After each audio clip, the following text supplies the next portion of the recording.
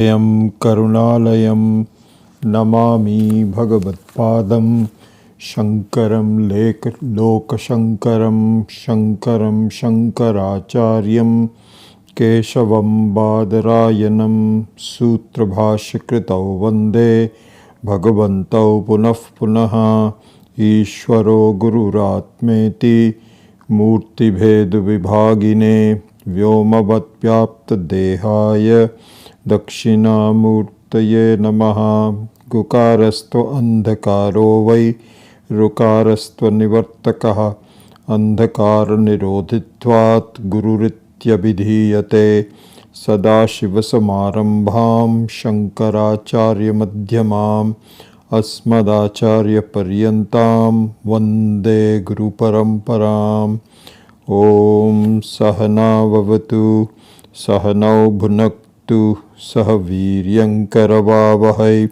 Tejasvinavadhitamastu ma vidvishavahai. Om Shanti Shanti Shanti. So, as you know, we are in the first part of this class doing the structured Nididhyasanam. We have learned about the word Shravanam, Mananam and Nididhyasanam for a long time, and generally speaking, Nididhyasanam means removal of doubts. So that's what it is, the most important definition of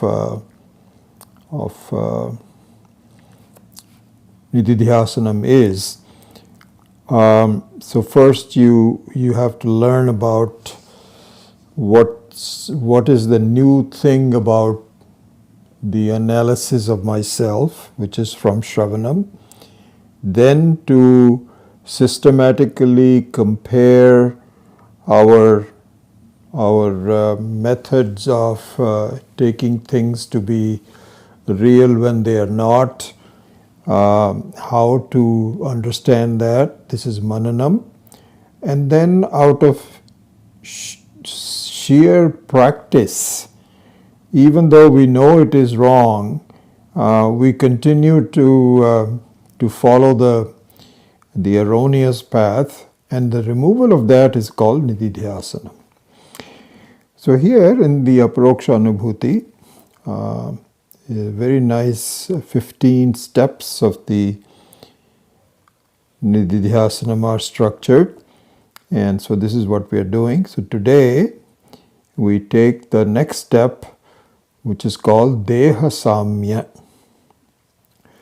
So Deha Samya means in order to do meditation. So one other thing, as you know, this description of Nididhyasanam is based on the popular conceptions of doing samadhi according to yoga.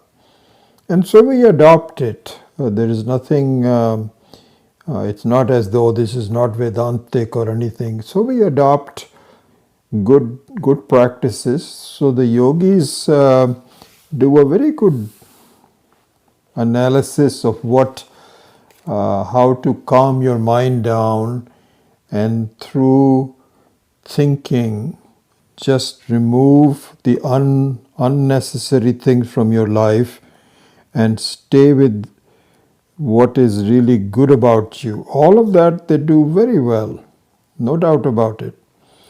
But I think that in terms of the truth about this practice of samadhi, with respect to the Vedantic teaching, that viveka, that distinction, that discrimination has to be done between yoga and Vedanta. And I also didn't know I knew the overall sense of what it was. But what's really useful in going through these 15 steps is the detailed structural differences between the yogic samadhi and the Ashtanga yoga and the Nididhyasanam as done by Vedanta. This is what I think is really a very beautiful one. There is a word in Vedanta called alambanam. Alambanam. So alambanam means a support. Yeah, I think that's a good translation of the word alambanam, support. So what it means is that if you were to take some steps, if you were to do some, you have to go somewhere, you have to do something physically, then it is important to know on supporting what you are going. So for example, if you're just walking, you know what the alambana for walking is. Just think about it. The earth. So for example, you cannot walk if the earth itself is shaking, as does happen in the case of an earthquake. So the earth has to be very stable, based on which you take the steps. So the earth becomes, Prithvi becomes alambanam. Similarly, for you to do yogic meditation, what is your alambanam? So all these 15 steps actually are providing you with the steady support based on which you can now do meditation. That's how I think one way to look at these 15 steps. So one of the 15 steps today is called Deha Samya. Deha Samya. So before this we had done, as you know, sadhana. Okay? And sadhana consisted of asana. Asana means just sitting steadily without moving. This is what asana was.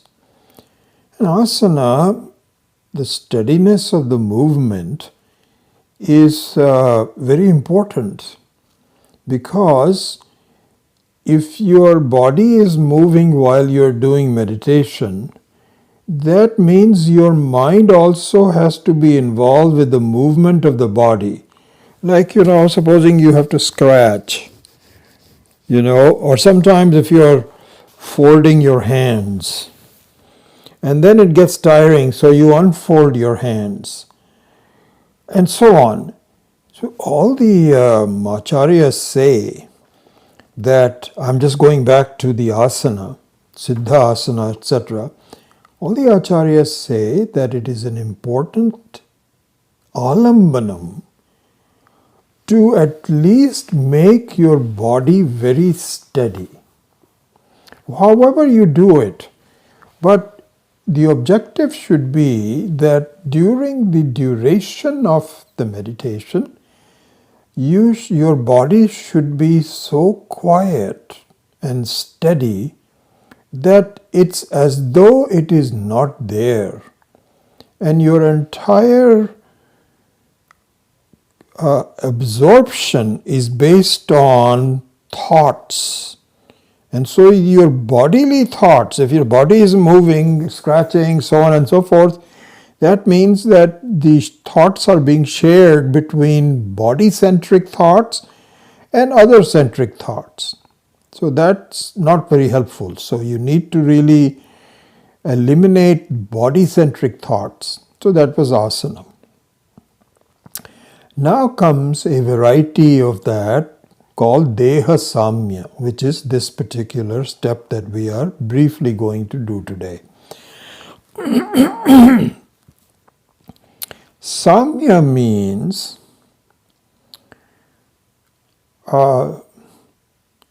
equality. That's what Samya really means. Straightfulness, equality. So Deha Samya means that not only the non-movement of the body, but the steadiness of the body. And the steadiness of the body also means, and Gita also says that I think it is in the 6th chapter, that your head, your main torso and neck, they should all be in line with each other. This is called Deha Samyam. Not only should you be sitting down as an asanam, but now you should have Deha Samyam. This is the yogic method, and in fact Gita also, Bhagavad Gita also, Sri Krishna also recommends that you please make sure that everything is nice and straight. So here in the Aparoksha Anubhuti, this is commented on, and this is what the theme of these 15 steps is. We should understand the theme. What is the central concept behind all of them? Steps may be different, some of the alambanams are different, but there is a commonality of theme that we should understand. So to understand the commonality of theme in this Nididhyasanam discussion, we should see what is being said about Deha Samyam. Deha Samyam means that it should be aligned and steady. True. You cannot slump, you should not you cannot, but you should not slump and so on and so forth. And you cannot do like this. Now this is, and I made some comments about this last time, if you recall, how I find myself meditating these days. And I'll come to that in a minute, but in the beginning, so this is the thing. In the beginning, you should try to have alignment of all the angas of the body. Yes, no doubt about it. But, here's the distinction between the yogic Deha Samyam and Vedantic Deha Samyam. Okay, so this is given in verse number 115 of Aparoksha Anubhuti, and it says, I won't explain all the words. Anganam samatam vidyat same brahmani liyate no chain naiva samanatvam rijitvam shushka vrikshavat. Anganam samatam vidyat same brahmani liyate no chainaiva samanatvam rijutvam shushka vrikshavat. So this is the point of distinction. It says that shushka vriksha means a dry tree stem. So we also have some on our property also over the last 40 years and so on. Sometimes these trees grow up so much that you have to remove it. They are creating some problems in the, on the foundation or the view or whatever it is.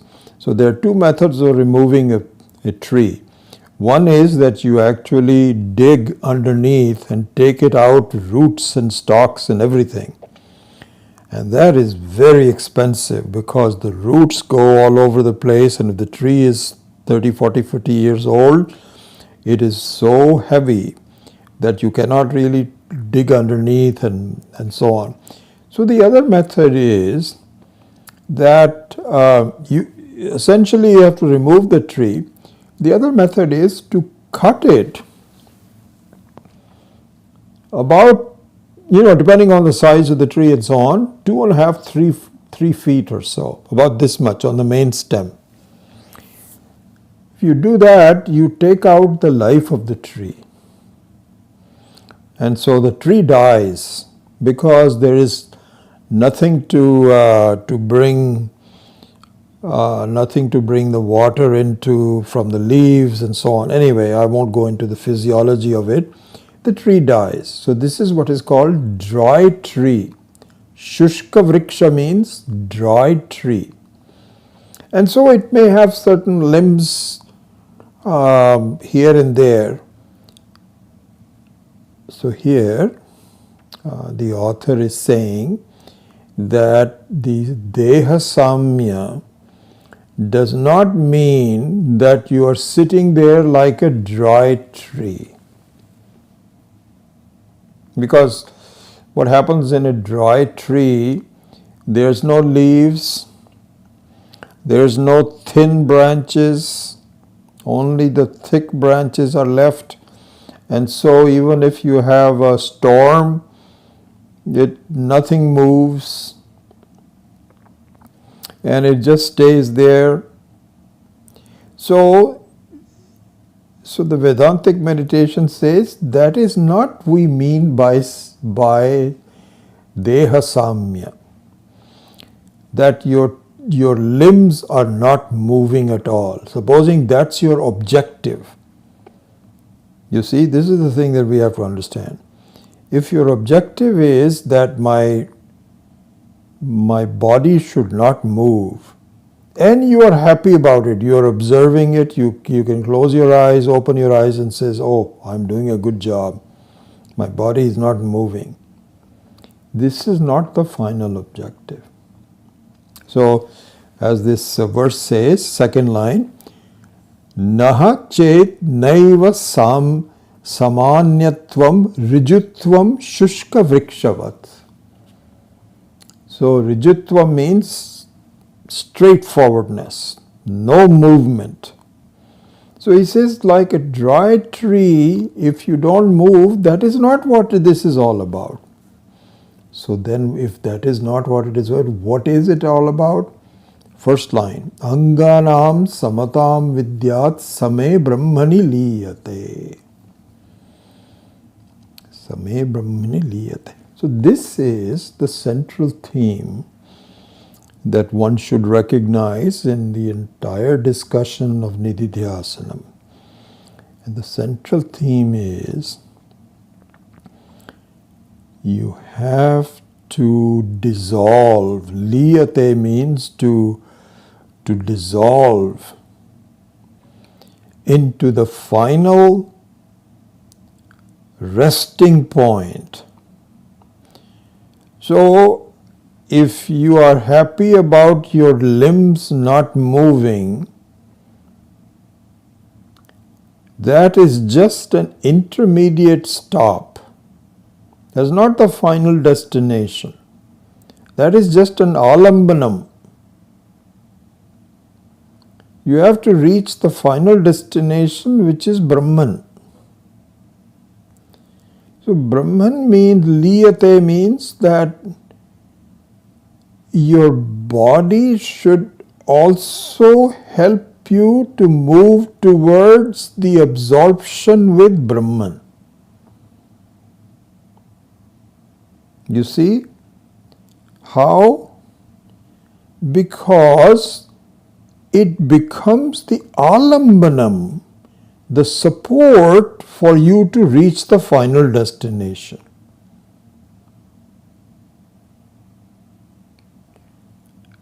So here's the central theme again. Let's be clear about it.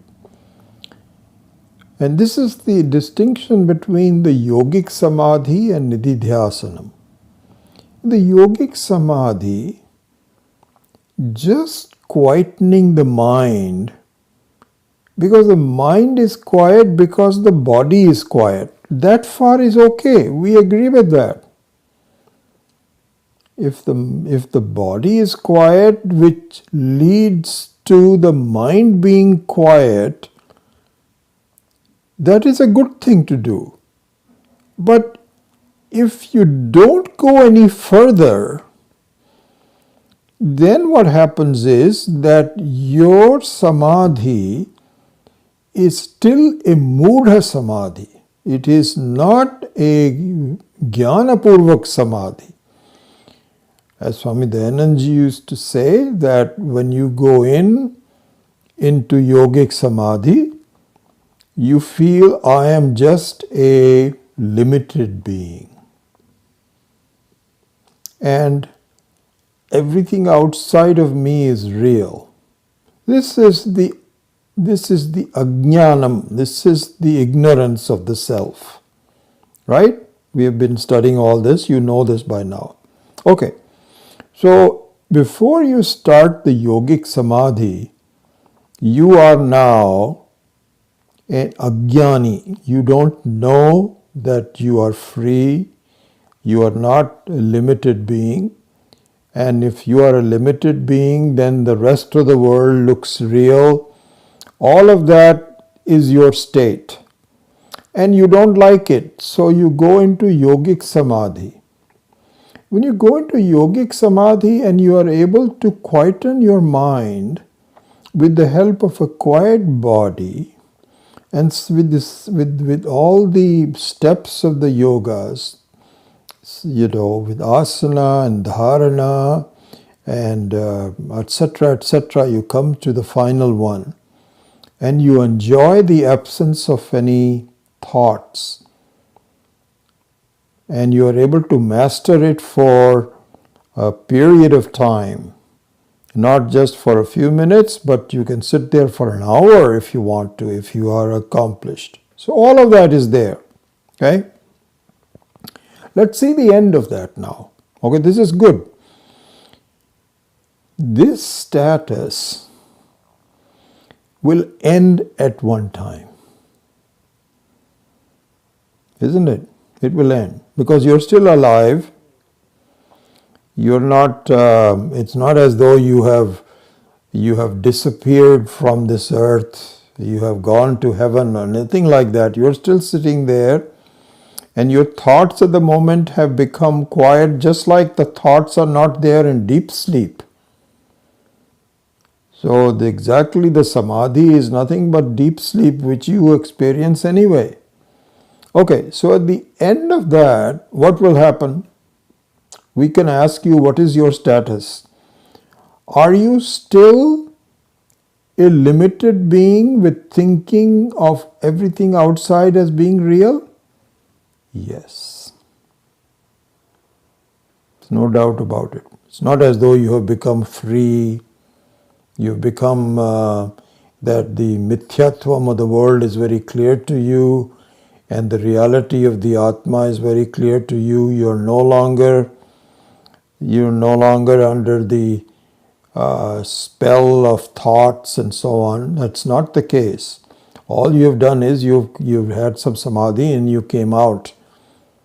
So you went there as if, sorry to say, as a foolish person, and after samadhi also you are still a foolish person. These are my Guru's vakyas, not mine. Something that I had to understand because we were also struggling with it. Everybody wants to do yogic meditation because it's relatively easy. There is no vichara, there is no inquiry, there is no learning, no nothing. You just go to some classes and the Guru says, okay, just follow my meditation. And this is what we all do.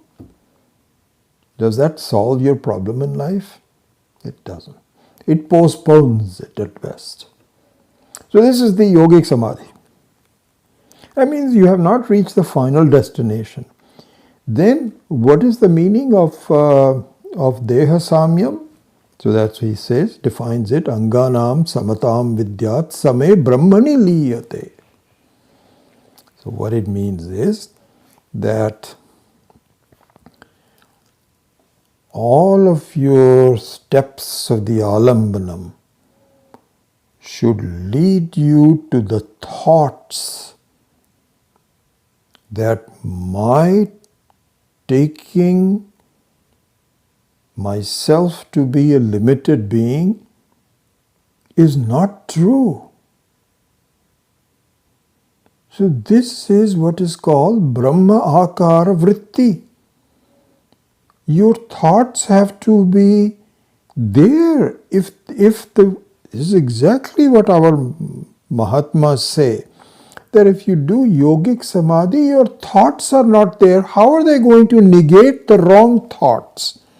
To negate the wrong thoughts, you have to come up with the opposite of the wrong thoughts, the true thoughts, the right thoughts. And so the Deha Samyam means that your mind should be awake, relaxed, and recall the teaching which says, my God, do you know what you are? You are not just a limited being. The limitation is just an apparent limitation. It's exactly like telling you are not the room space as you take yourself to be. You are the total space, and the roominess is just a way of acting. There's no reality to the roomness. The reality of the roomness is complete spaceness. This is the right thought. And that right thought has to negate the wrong thought in meditation, not after death. Because the next life again you will be moodhaha. This is the meaning.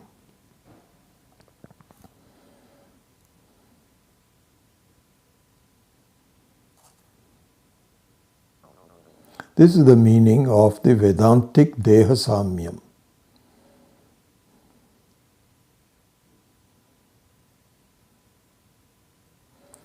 So here Swami Akhandananda caps this whole analysis. So let me say that first in Hindi, this small paragraph. If you can bear with me, on at least the Hindi speaking people will understand it, and then I will translate that in English. So this is the same thing as we have talked about in a short summary. So first, here's the Hindi. केवल शरीर की ऋजुता से समाधि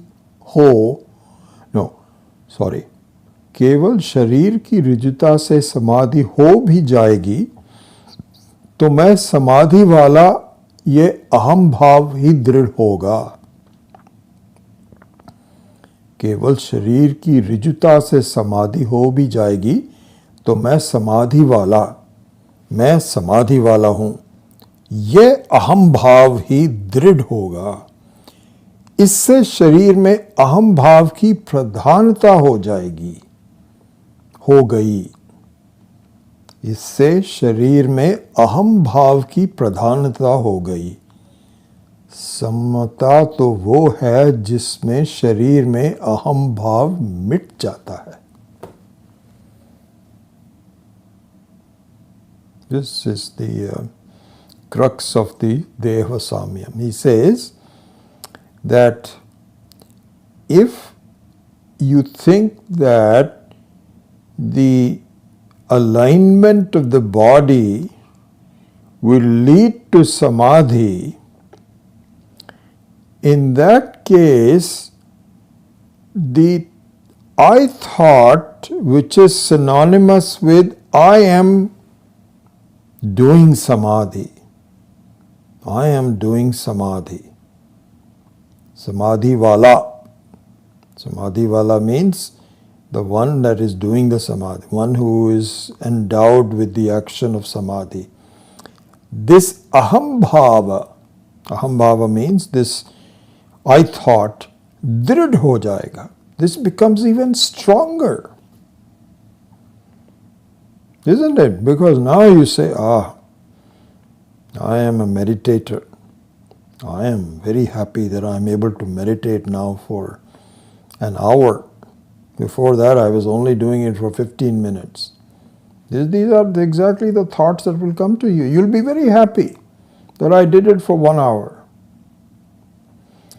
So he says, इससे शरीर में अहम भाव की प्रधानता हो जाएगी. So he says, by doing this, your I thought will make your identification with your body even stronger. And this is the problem. Our identification with the body is the problem to begin with. And you are going in the opposite direction because you are strengthening your experience and saying, I'm doing well, I'm happy. Then he says, no, this is not what it is all about. Don't you see you're going in the opposite direction? What you need to do is you need to be free from the feeling that I am the body. And so any kind of an action that allows you to dissolve in the Brahman, and there you find that the Brahman is not with a single body. In fact, Brahman doesn't have a body. It is pure consciousness, unlimited like space. Like the space does not have any kind of a specificity of I am here, I am there. It's everywhere. This has to be understood. And that can only be understood if the aham bhava, if the I thought is not even stronger than it. It has to be weakened, and finally it will dissolve, so to speak. So anyway, this is what Deha Samyam is as the next step of Nididhyasana. So with that, we move over now to taking up the Bhagavad Gita. Om Parthaya Pratibodhitam Bhagavata Narayanena Swayam Vyasena Grathitam Purana Munina Madhye Mahabharatam Advaitamritavarshinim Bhagavatim Ashtadashadhyayinim Ambatvamanusandadhami Bhagavad Gita Bhavadveshinim Yam Brahma Varunendra Rudra Marutaha Stunvanti Divyaistavaihi Vedai Sangapadakramopanishadaihi Gayantiyam Samagaha Dhyanavastita Tatkatena Manasa Pashyantiyam Yoginaha Yasyantam Navidusura Suragana Devaya Tasmai Namaha Devaya Tasmai Namaha Devaya Tasmai Namaha. Om. All right, so we are engaged in looking at Swami Shankarananda Ji's commentary on the second chapter, and we had given some introduction to the two shlokas, two mantras. So normally only the Vedic mantras are called mantras, But here I see Swami Shankarananda calling even shlokas as mantras. So what it means is that the Bhagavad Gita is considered to be equivalent to, even though it's a smriti, not a shruti, but it is regarded so highly that it is really like a shruti. So calling it a mantra is not inappropriate. But normally the mantras only refer to the Vedas. So we're going to do the shlokas or mantras 19 and 20 today. And so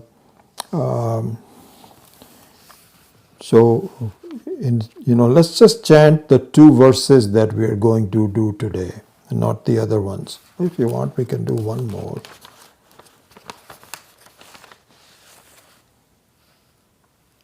So let's start with 18, 19 and 20.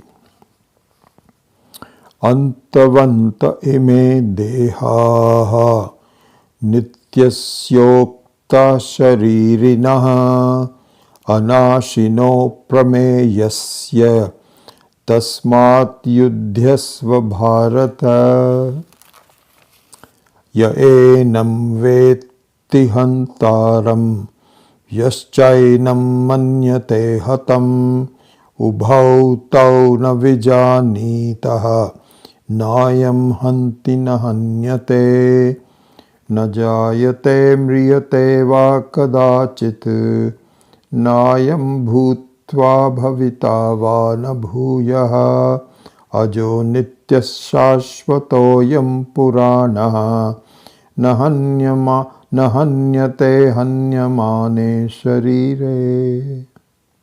Yeah. So as the number 19 says, Hey Arjuna, so a continuation of the teaching, starting with verse number 11, and it says that really, this is if you think enam veti hantaram, if you think somebody is killing this atma, which is you, which is present at this moment, and just some thoughts came. I'll express that in a minute, but let me finish this. Ya enam veti hantaram, the one who thinks that this atma can be killed, or the one who says yascha enam manyate hatam, or the one who says it may not kill someone, but it can get killed itself. Ubhau tau na vijanitaha. Both of these people that think that way don't really know. They don't know what they're talking about. You have no clue, because it is nahanti nahanyate, because it is not something like a space. You cannot be polluted. Those who think that space can be polluted don't know what they're talking about.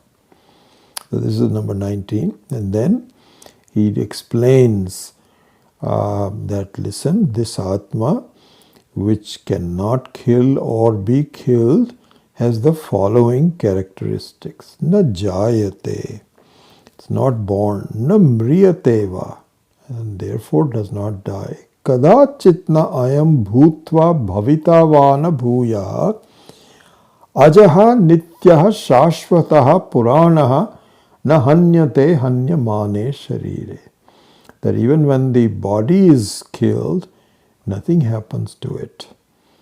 And so these explanations of bhutva bhavita na bhuya, this will be explained by Swami Shankarananda very clearly when we come to this verse. But first we have to do number 19. Okay. So one thought that I was reading one of the books by Swami Akhandananda ji, and so there he gave a very interesting interlude. So he says that there was a person, I don't know, a woman or a man, who went to a Mahatma and said, Mahatma ji, what is samsara? So Mahatma says, samsara is something that you can never get hold of, because it is moving. It's continuously moving. So you cannot just stop it and grab it. You can't do that. So the man said, sir, okay, I see that. Then what is Paramatma? What is Atma? What is Brahman? So the Mahatma said, Paramatma is one that you can never get rid of even if you try. So the samsara is the one that you cannot grab even if you try, and Atma is one that cannot be shaken off even if you try. This is an important way of looking at it. The first part seems relatively straightforward. Yes, our experience is that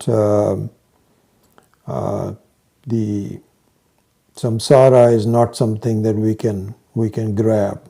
Sure, I can see that, because that's my experience on an everyday basis. But the second one is something to be thought about, which I don't understand that initially. The self is something which is never, this is satyam. The self is satyam, and the definition of the satyam is abadhitam, which cannot be negated deshataha, kalataha, vastutaha, in any way, at any time, any place, and under any condition. It cannot be negated. That's who you are.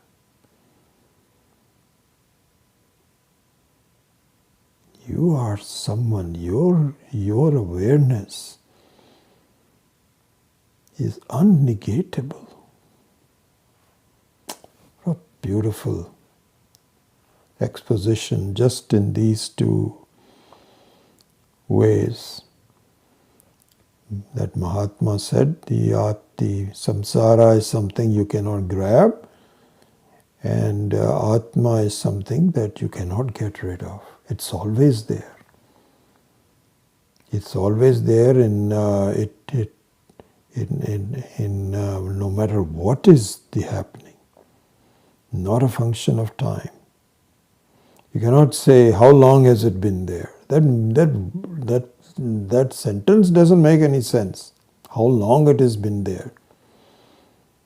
Because only things that are subject to time, it would be appropriate to ask, how long will it be there? Anything that has a form, even the time has a form. Anyway, we'll talk more about that some other time. So that Atma, na hanti na hanyate, it is just there. Very interestingly enough, another thing is on that thought, the name of Omkara, Om, is Pranava. Pranava. So the word Pranava, that means Om, has a lot of significance to it. There's lots of different ways of looking at it. It's a kind of like a multifaceted word. One of the facets of Pranava, in this context that I'm just briefly mentioning, is Nava pranava. If you remove the prefix pra and just go through the main dhatu, nava, means new, fresh.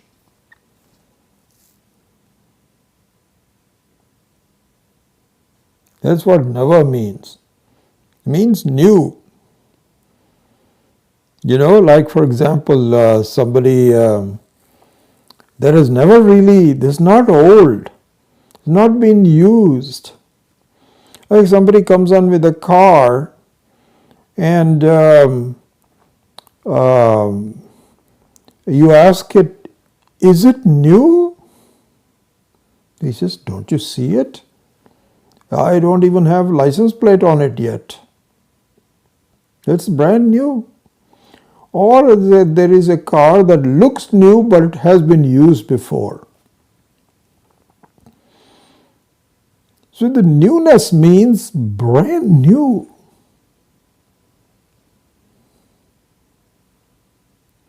But the new thing is subject to become old, isn't it?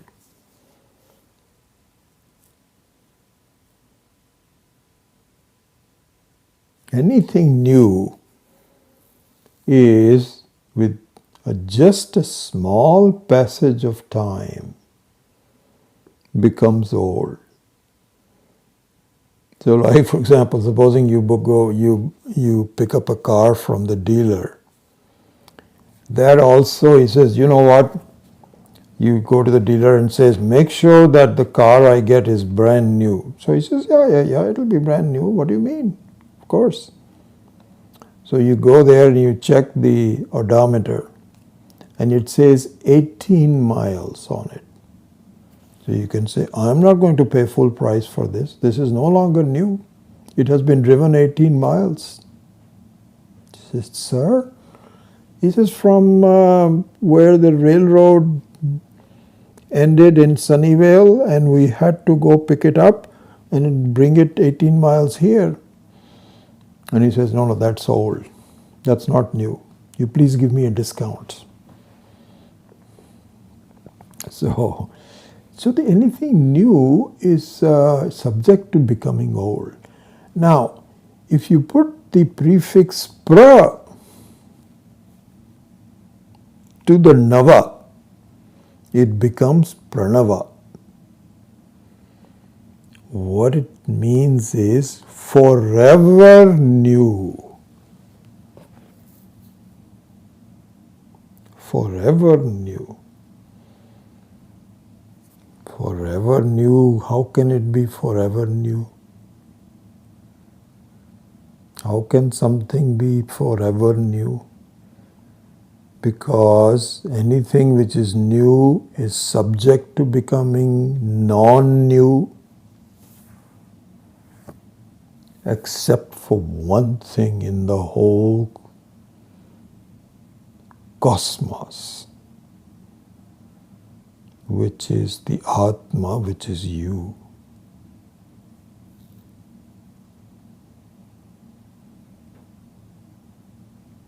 You're always new, fresh.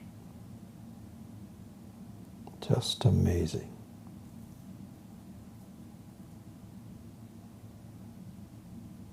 So when you say I,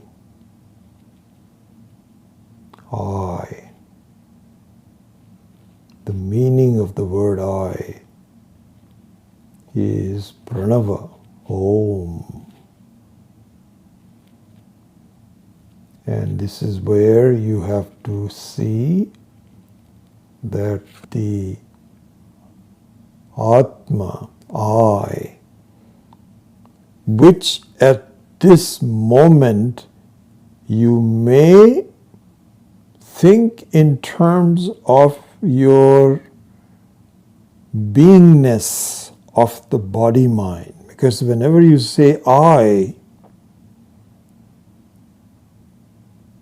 you don't think independently of the body and mind. Those are automatically associated with it, isn't it?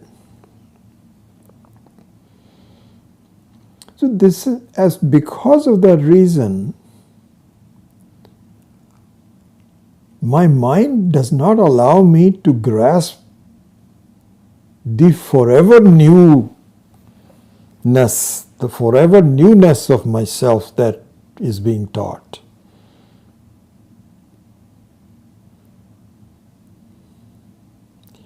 So it is for this reason that we bring in Paramatma. You see, because when we talk in terms of Atma, again, na ayam hanti na hanyate, etc., na jayate, which we will go in a minute, in a few minutes on verse number 20. This one is being looked upon from the standpoint of a jiva, as a human being, jivatma. So whenever you say I, you think in terms of being a doer, enjoyer, involver, something or the other.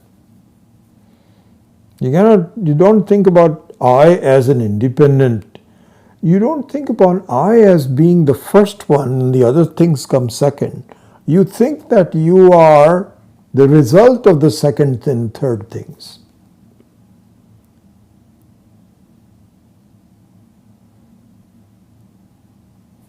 Even the smartest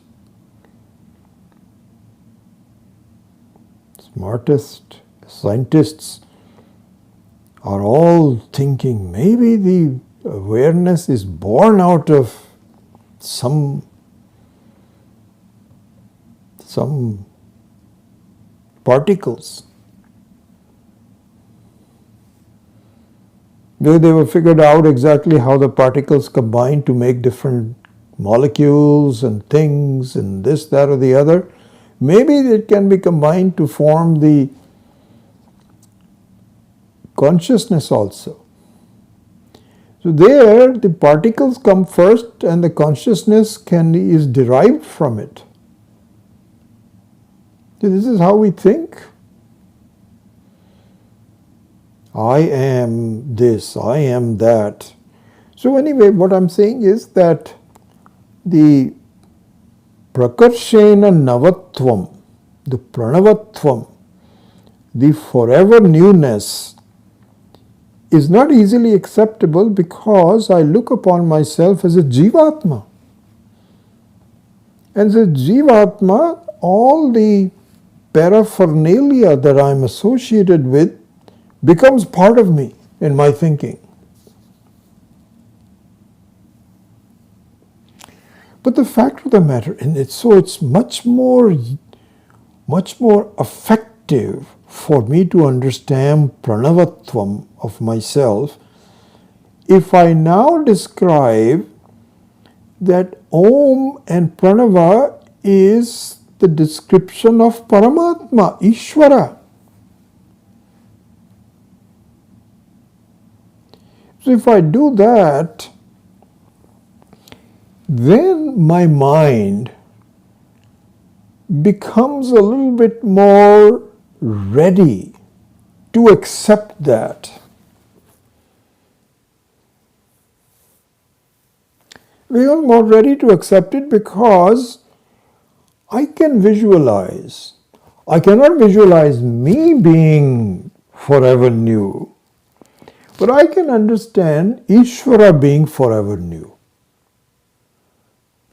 That's easy for me to visualize. In fact, I have to visualize that. It's not as though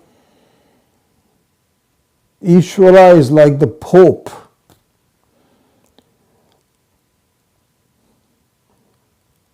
Or a Shankaracharya that keeps on changing. It's not just that, So for example, you have Shankaracharyas, you have Adi Shankara, who created all the Shankara Mathas. Then Adi Shankara, of course, passed away. But before he did, he appointed some other new Shankaras. And so each of the mathas, so there is a new person who had become old. Now Ishvara cannot, we don't visualize Ishvara, we cannot, we should not, cannot and do not visualize Ishvara like this. So when you say Ishvara, you don't say, how old was which one? Ishvara 1, Ishvara 2, Ishvara 3? No, we don't say that. We say Ishvara. 2000 years ago, when there was a similar discussion going on, they'll say Ishvara. And a million years from now, if there is a discussion going on, it will say Ishvara. Same Ishvara. So, and even now also, we all say that doesn't matter which religion you are in, whether you're a Catholic or a Protestant, you're a Hindu or a Muslim or Buddhist or anything, there's one Ishvara, one Almighty. So we all accept it. So we can visualize Paramatma being Pranava, being forever young, forever fresh.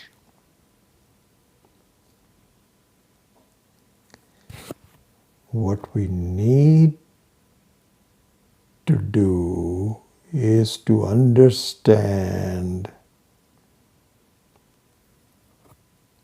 Paramatma and Jivatma are one and the same.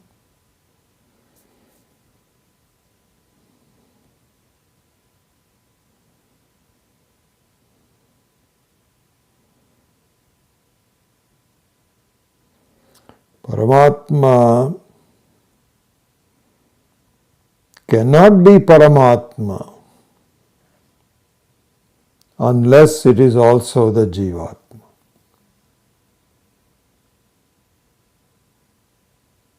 Lots of reasons for that. I'm not even going away from, just the strict 19 and 20, but maybe that's okay. So, they say, please listen to this. This is an important part of the teaching. Our acharyas say, the teaching says, not just individual acharyas, but the whole teaching, the whole spiritual wisdom says, the only way to see Paramatma, Ishvara, because we all want to wish, I want to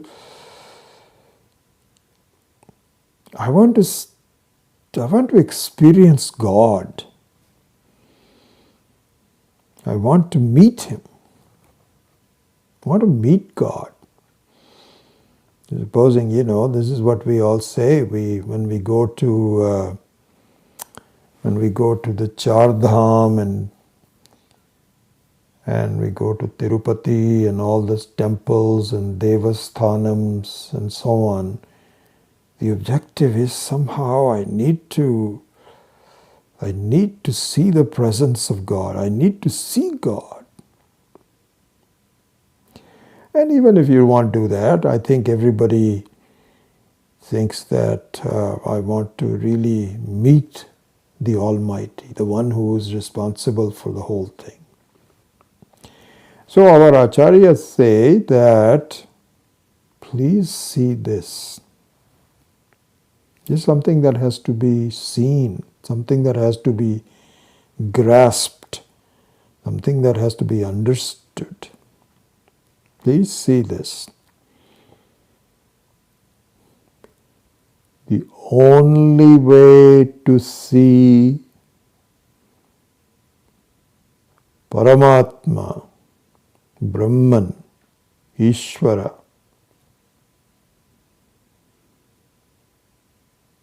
is to see Paramatma in yourself. Not in yourself, in fact, as yourself. the only way to see that.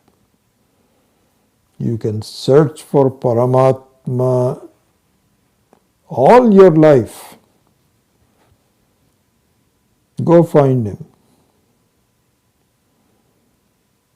Is he in the Himalayas? Is he in the flow? Is he in the Gangotri? Is he in Tirupati? Is he in temples, mountains? Where are you going to find Ishvara? Is it in the visualization? Is it in samadhi? If not a physical travel, is it in mental travel? Is it in some kind of a state where you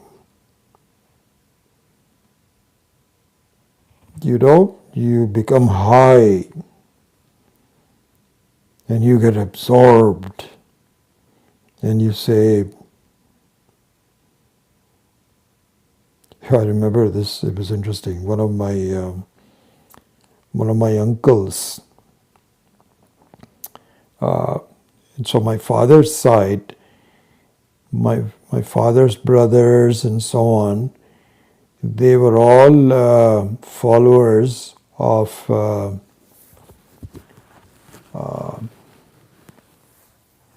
sect of Hinduism which is called Radhaswami.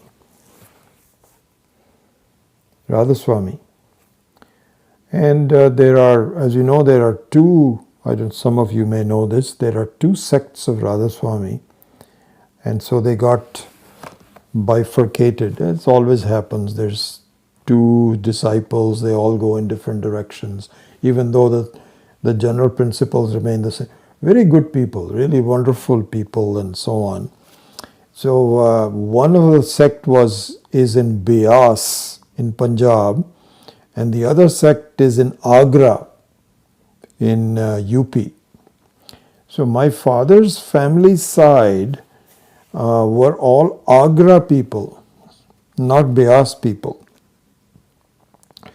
And one of my father's oldest brother, I think I've told you the story that his oldest, so he had two brothers.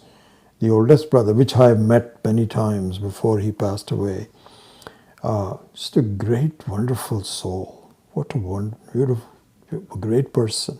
Very gentle and very wise and so on. Anyway, so he was a student in a law college in Lahore, a long time ago. I don't remember the date. And he met a teacher from the Beas, from the Agra Radhaswami.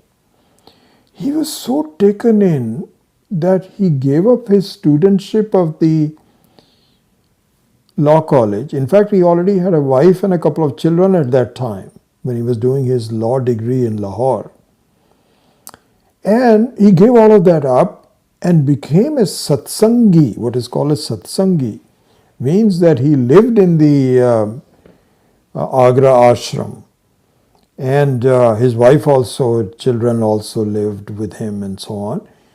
And he became a total devotee, and in fact took kind of like sannyasa and doing some work and so on and so forth. So he was there. Anyway, why I'm really mentioning this is because of this, that searching for God. That the idea.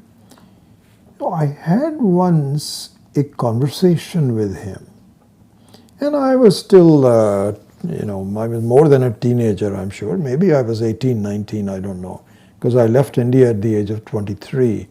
So I had an influence from my maternal grandparents' side, which was an Arya Samaj. And then on my paternal side, even though my dad himself was not active in Radhaswami. His brothers were, but he was not. He was kind of a skeptic about all this whole thing.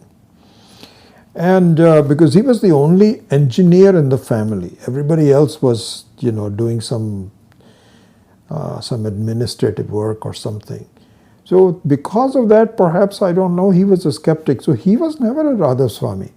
My mother became sympathetic to them, even though she was from Arya Samaj. I'm sorry I'm giving you all of this, but all to make one point, which I'll come to in a minute. Anyway, so my older uncle, my Tayaji, once was telling me that, if you do samadhi, and he says we are all trying to do this. So this is all yogic samadhi experiential, I think. I don't understand all of it. He said, eventually you see a blue light and some ringing tones. And he says, this is a symbol of the fact that you have reached the goal. I don't remember what my experience, what my response to that was. I was partially impressed and partially skeptic. I'm not sure. Anyway, this is the point I'm making. You cannot find God physically, and you cannot find God by looking at blue lights and ringing tones, bells. That's not what Ishvara is. It may give you kind of like a, wow, I'm so happy. That's okay. We don't mind that. But that's not what God is. So if you're not going to find it anywhere, where would you find it? So our Vedantic masters say, the only way to find it is yourself. You'll find it yourself. That means, as we were just doing, we were just doing this Aparoksha Anubhuti, the Nididhyasanam, that when you see the existence of yourself, not as an I thought which is associated with the body, but just as I am, and I am the very consciousness which enlivens the body but not dependent on it. The body may come and go, but I am there, new, fresh, right at this moment. This is the Brahma Akara Vritti that one has to get by understanding and so on. So then there is another interesting part as to why this is true. Because up to this point, you can argue that, okay, if I see not myself as a Jivatma but as a Paramatma, then I can see that, yes, that logically, seems right.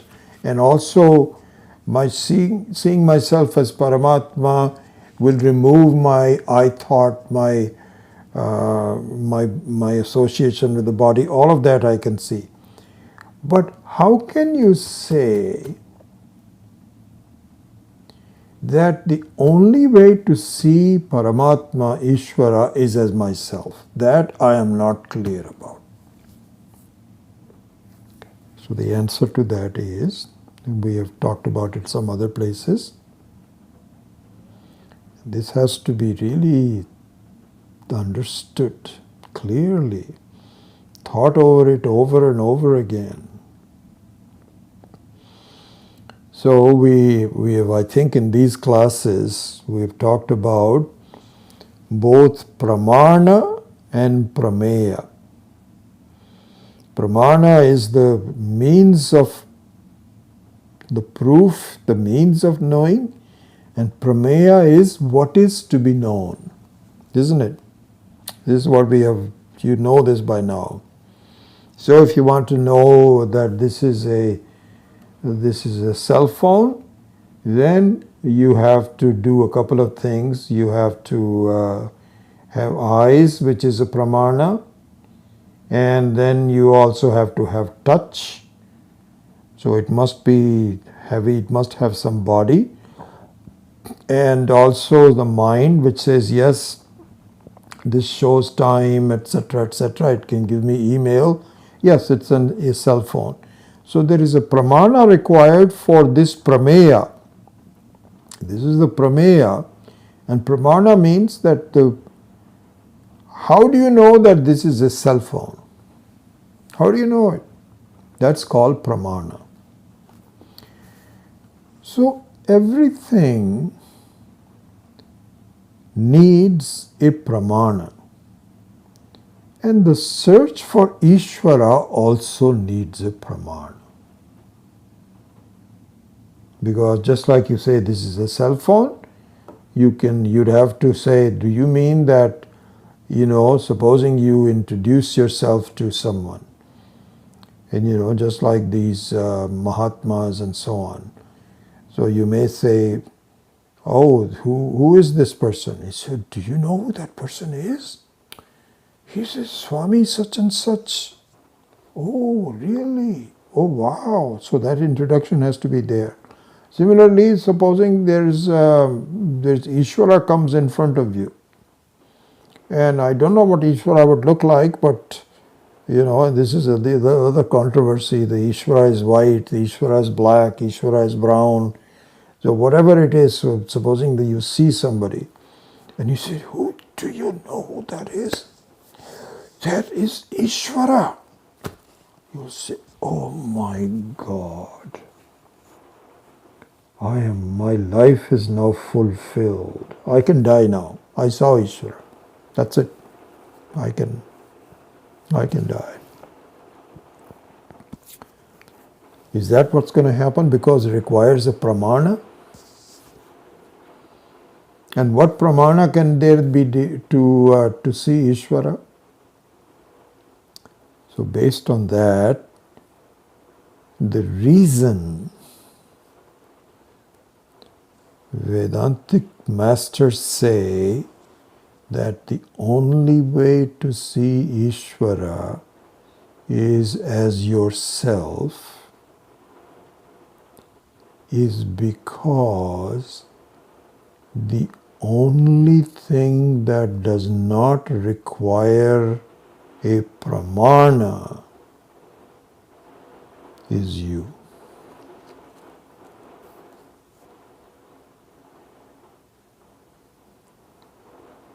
You think about it. I do not need a proof that I am there.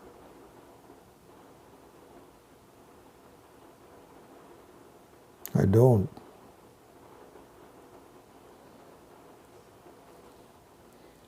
You need a proof that you are alive.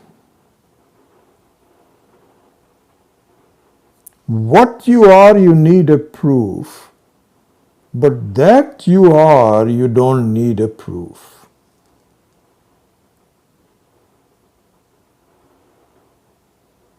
That you are conscious, and that consciousness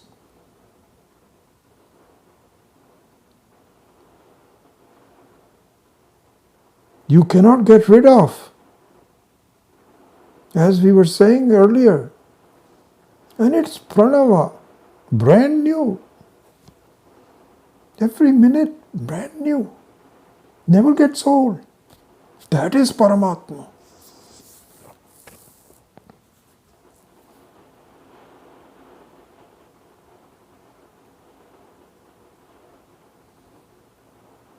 This will be something similar to teaching a room space that, don't you know you are the total space? And the room space says, what? Total space? What total space? You mean I'm a combination of that room space and my space and so on and so forth? There's no combinations, no nothing. It is total space. Don't you see it? And he says, no, but how big is total space? Is it 500 miles? No, there's no miles, no nothing. It is space. I don't understand this total space. But tell me, what shape is the total space? These are the things that we do. Paramatma, where is Paramatma? How is it a Paramatma? Where is the Ishvara? Was he there in the old times also? Is it a new one? So we have all kinds of funny ideas. Therefore, the main logic is, don't you see Paramatma as the only one that does not require a proof? It is Swatasiddha. It is automatic, it is already there. Pranavaha, new, brand new.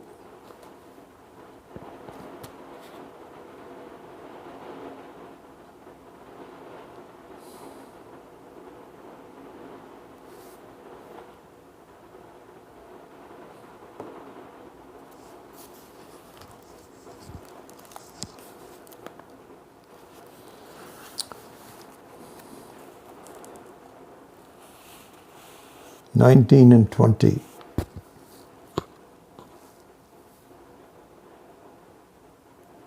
So I'll just read the Sanskrit. I probably won't have much time to explain it.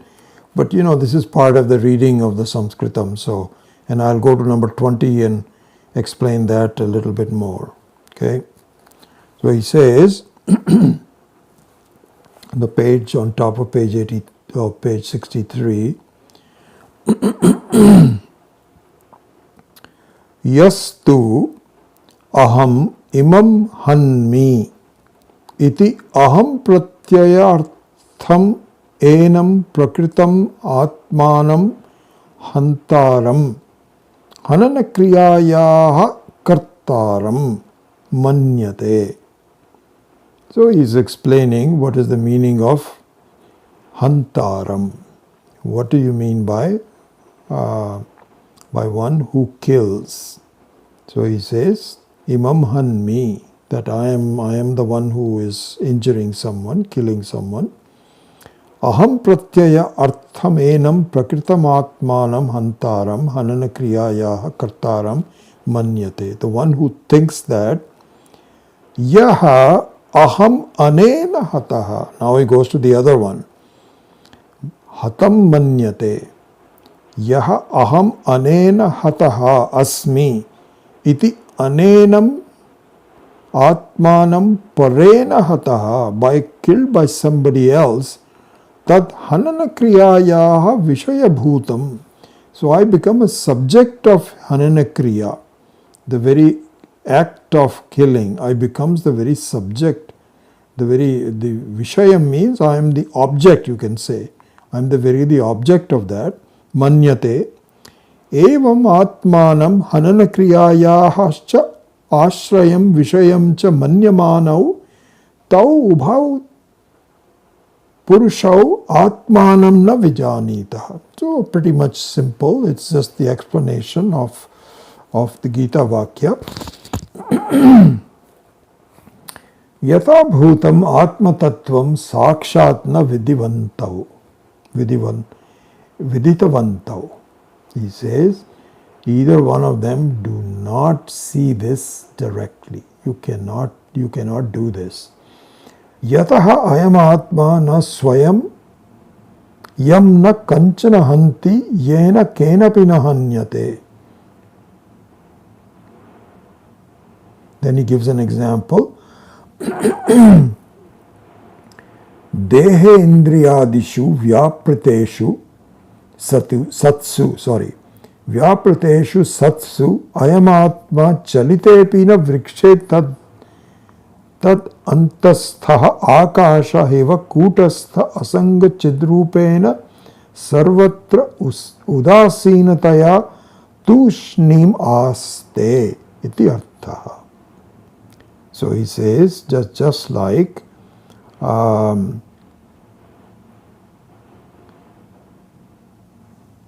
when the tree is moving, when the tree limbs are moving, when the leaves are moving, nothing happens to the akasha on which the tree remains.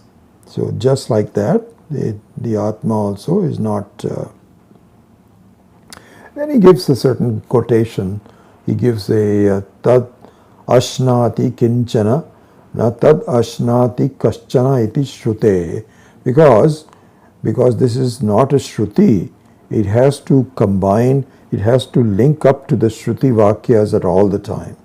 So he gives quotation continuously. Nishkalam, Nishkriyam, Shantam, Sakshi, Cheta, Kevalaha, Nirgunascha, Ityadi Shrutibhihi, Shrutibhischa Atma, Nishkriyaha, Eva iti Shrutva, Matvacha, Swam Kartaram, Bhoktaram, Sukhinam cha, Dukhinam cha, Yo Mannute, etc. etc. Anyway, so this is 19. Now let's go to number 20. So this is more interesting. I think I can finish that in the next few minutes. Just that also is a very long explanation.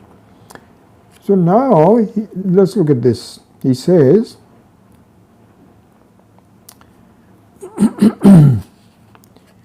Tarhi, this is now the introduction to verse number 20 at the bottom of page, on the second paragraph of page 63. Tarhi therefore, tarhi means therefore, Atma Tattvam Katham Bhutam. So he says, okay, you've given me the overall aspects of what the Atma does not kill, cannot be killed, and so on. So you've only described it tangentially, only by giving certain properties of it. One of the properties of the Atma is that it does not kill, it does not have kartritvam. Does not kill means does not have kartritvam. The doership cannot be ascribed to it. Nor does it have bhoktritvam. Na hanyate na hatam. So it has no bhoktritvam. It is not the object of hanana kriya. So this one you've given me a couple of properties for it. But just giving a couple of properties doesn't really define the person. Can you please define the whole thing to me? This is the meaning of this. He says, Tarhi Atma Tattvam Katham Bhutam iti ashankayam. Because of this, ashanka means expectation, maybe doubt. Then he says, all right, if you want to talk about the complete explanation of the Atma, we base it on Yaska Muni. Yaska Muni. Then Yaska Muni has given, as you know very well by now, the propensity to what happens to a thing which is alive. What are the phases of one's life? So the Yaska Muni has given 6 phases to one that is alive. You probably know this by now. It's called Jayate, Asti, Vardhate, Viparinamate, Apakshiyate, and Nashyati. These are the 6. Jayate means born. So if you look at a human form, so you see there is a baby that becomes visible. First it's inside the mother's womb, where outsiders cannot see it, but you can do some instrument, you can look at it through instruments and see that the baby's heart is moving, etc., etc. So this is, some people consider the fact not that when the baby is born outside, but when it is conceived as the beginning, and it probably is the right thing to do. But anyway, with that, means jayate means born. Then asti. Asti means that it has a form. It has a form, you can say, is it there? This is what happens when a new baby is born. People go in and say, oh, can I come and look at it? And so you unbundle it and say, this is the new baby. You say, yes, this is the baby. This is called asti. Otherwise, if something which is not born, you cannot say it is asti. So that is also a phase. In fact, the phase of asti remains throughout the life. Jayate asti. Then vardhate. It increases. Then viparinamate. Viparinamate means not just vardhate, it transforms. Transforms means that there is not just a little bit of a change, there is a big change. This is when the teenager's voice changes. The boy's voice becomes much more manly-like. And then he starts to grow beard, mustache. So this is called viparinamanam. Similar things happen to the girls. Viparinamanam. Viparinama. Then, after a while, apakshiyate. So this is what happens. The hair fall off and there is now a decline. Apakshiya means decline. And it all depends on when the decline starts. If you are a star sports person, they say the decline starts after the age of 24, 25. Then the strength is not the same, the sharpness is not there, apakshiyate. Then finally nashyati. Okay, this is from the Yaska Muni. That's what he's saying. He says, Katham bhutam iti ashankayam yaska patitad janmadi shadbhava vikara rahita. So shadbhava, this is called shadbhava, means 6 different ways of bhavas, different stages. And the Atma is rahita, it is devoid of these 6 bhavas. So it is not the moving body, the old body and so on, it remains the same. So he says, na jayate, na mriyate, kadachit ayam bhutva bhavita. So now, he will now explain the Gita Vakyam in terms of the Yaska Muni's Shadbhava Vikara Rahita. So let's look at this. I think in the next 5 or 6 minutes, you just give me a few more minutes after 10:30, we should be done with it. So he says,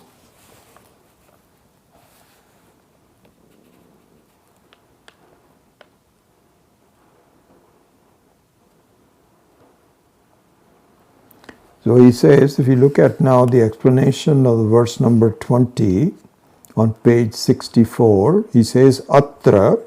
Atra means in this subject matter. Excuse me.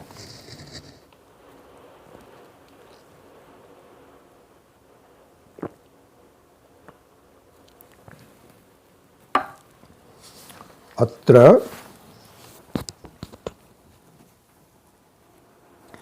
So he says this word kadachit. Kadachit means at any time. Kadachit means at any time. So he says, by the way, the word kadachit is not just with jayate and mriyate, it is also with kadachit bhutva bhavita va na bhuyaha. So this is interesting. If you look at the Sanskrit meaning of this. So he says, Atra kadachit shabdaha kadachit na jayate kadachit na mriyate iti sarvatra sambadhyate. So he says that it is connected to all of them. And also the va shabda. So sometimes va already means or. Means or. He says, but here this is not the meaning of va is not or, it is and. So he says, this is what he says. He says, va shabdau cha arthau bhavataha. That it is the cha. Cha means the connect and.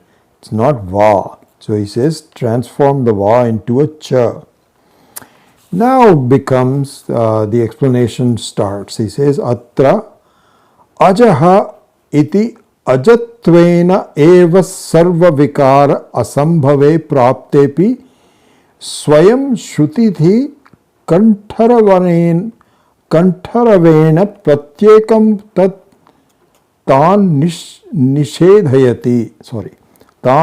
nishedhati atmanah nirvikaratvat ajnanasya nirvichikatsatvat. Okay, let me the explanation of this is interesting. He says, why is Sri Krishna going into all these Shadbhava Vikara when simply saying na ajaha should be enough? Ajaha means not born. So that whenever you say not born, that means the rest of them are also not there. So I don't understand why all 6 of them, Shadbhava Vikara, have to be done. So he explains this. This is how the commentators really explain. He says, because punarjanma jayate so ajaha swayam jananarahitaha va. No, sorry. Praptepi, I was reading the wrong sentence. Atra ajaha iti ajatvena eva sarva vikara asambhave praptepi. He says, even though the other things are impossible already, even though that is the case, and therefore you don't need to have all 6 of them, swayam shrutihi kantaravena. He says it is anxious directly to point out why atmanah nirvikaratva ajnanasya nirvichikatsatvaya.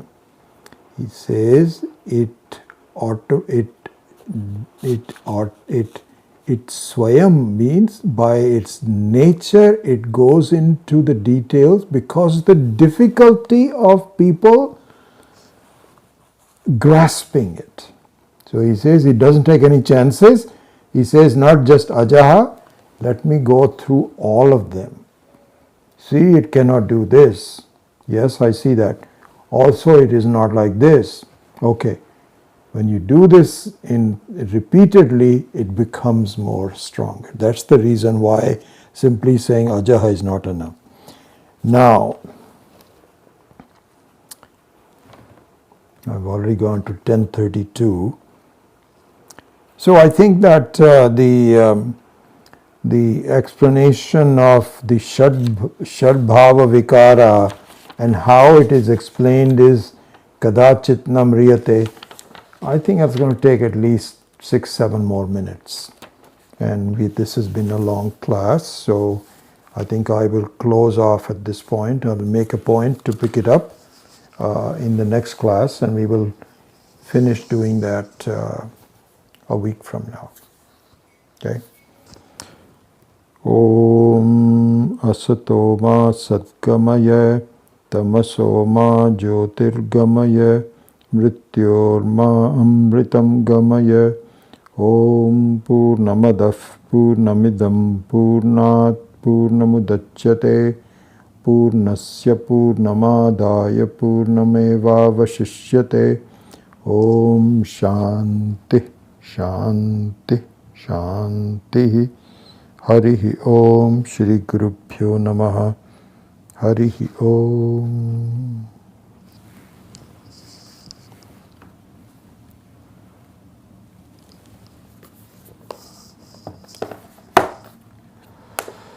All right.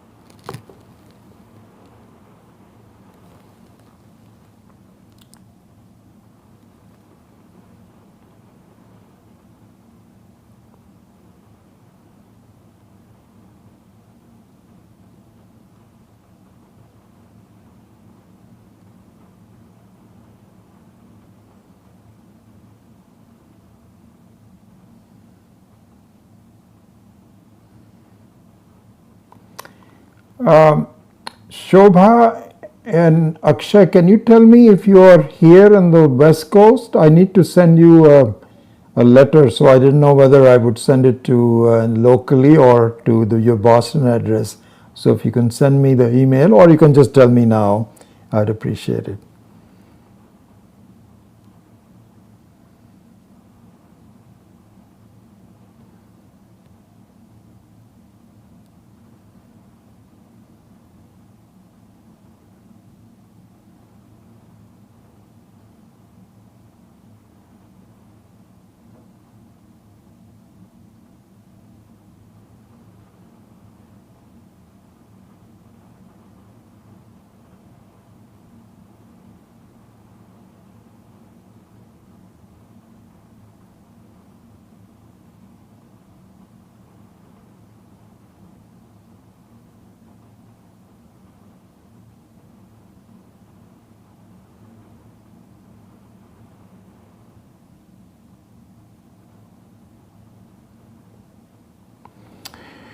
So the question regarding the meditation. Yeah,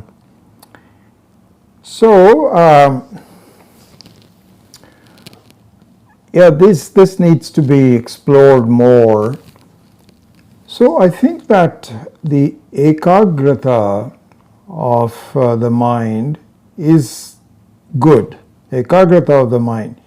So it means that the thought should not be. So ekagrata here means if thoughts of the same type is encouraged, but thoughts of, so there are three kinds of thoughts, okay, or three kinds of differences, if you may, three kinds of distinctions. So what is called Vijatiya, Sajatiya and Swagata. Vijatiya, Sajatiya and Swagata. So Vijatiya means going to the thoughts of different objects. Like for example, you'll say, okay, let me show you some pictures of cows. This can be done to us, a toddler in school and kindergarten. This is a cow. This is what we're doing with our 20-month-old granddaughter these days. Our books are there. We have to say, oh, this is a cow. And then you say, this is a horse. So this is called Vijatiya. Means different kind of jati. Then the next one is Sajatiya. Sajatiya means that the thoughts are only with respect to different kinds of cows. Only. but only within the jati of the cows. You don't travel from one type of animal to another type of. And swagata means that the differences within the cow itself. Okay, so those are the three. So in the process of meditation, what is said is, this is what called ekagrata. Sajatiya is okay, but vijatiya is not. Why is that? Because what you have to see is that there is only one cosmos, one Ishvara. You have to look at the whole thing and see it as nothing but one thing alone. And so the thought process of looking at both inside, outside, black, white, that you have to see that it is nothing but the same body of God. And so similarly, Satyam, Jnanam, Anantam. So thoughts are there and should be there. They should be energized and articulated with respect to sajatiya. That also has to be done. I'm just giving you some this requires much more explanation. So to become quiet is just a start, but the lack of thought is not necessary, because it would lead to lack of thought after you have eliminated differences. But to eliminate difference, you need to do Brahma Akara Vritti. Again, this I'm just giving you some overall parts to it. It requires much more explanation. Anyway, good that you are thinking about it, and I will go over this. Yeah, thank you for telling me your name, because I forget if I don't see it. Ketan, thank you. And so anyway, we can discuss it some other time, but there's more to it than just a few minutes of talking. All right.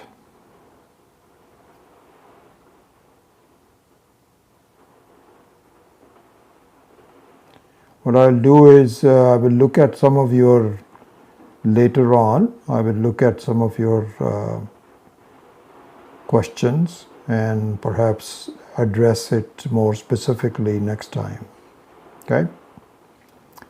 All right. Good. Thank you all. We'll see you hopefully next week. Hari Om.